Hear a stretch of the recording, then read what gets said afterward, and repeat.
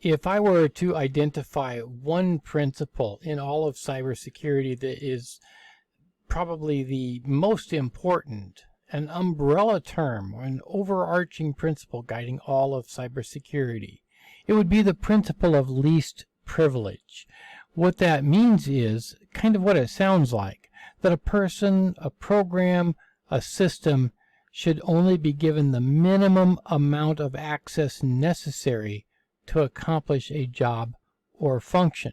No more access than it needs or that the person needs to perform a job. Now, there are several places in which least privilege can be seen, and many more than this, but I've just given a few examples here of places to look for it. One is that administrators that only perform functions such as backups, starting and stopping systems or processes, should not have full administrative access. We have a system in Windows Server known as Guarded Fabric that does exactly this. It allows administrators only the amount of administrative function that they need to do their job, whereas those who actually need to configure systems have that access. Also, administrators should use user accounts until an administrative function must be performed. Now, this is not only true in servers, it's also true with the home user. As a home user, you should really be using a user account until you need administrative access.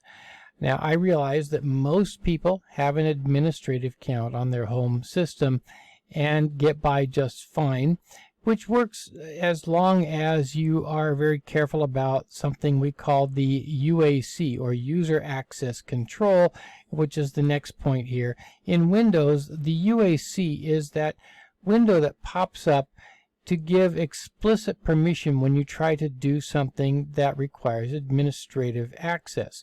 For example, installing a piece of software. As soon as you click to install a piece of software, a window pops up that says, do you really want to do this? That is the UAC, or User Access Control.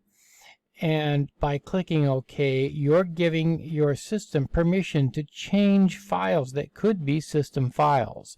So you're allowing the system to do administrative tasks.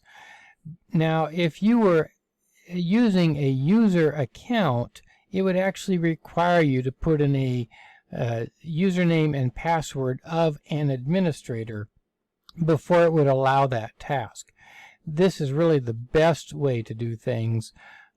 It's a little less convenient, but it keeps you from just accidentally clicking and letting it go on and install something that's dangerous, for example. In Linux, the sudo command performs a similar function. You can run as a user, and then when you need to do something administratively, you use the sudo command, and it asks for the password of the root user or the administrator. Some older software requires administrative access. That software really should be replaced if possible, because a lot of older software that requires administrative access then requires that users who don't need administrative access have it in order to use that older software. So we want to get rid of that if we can. Installations and upgrades, really you shouldn't be allowing your users, giving them administrative access so that they can do installations and upgrades. That should be reserved for your administrators. Be aware of software that has access to data that a user would not normally have access to. So it's very possible that a user, or a user who belongs to a certain group, does not have access in and of themselves to certain records, let's say personnel records, but that a piece of software that's on that computer does have access to those personnel records. So by using that software, that entity is able to access records that they should not be able to access. So you need to vet your software and make sure that it doesn't have access that could be given to users who shouldn't have that access. Discretionary access control systems can lead to privilege creep. Now, we haven't talked about what discretionary access control systems are, but essentially Windows as you know it today is a discretionary access control system. It is one in which the owner of a document or an administrator can give people access at their own discretion.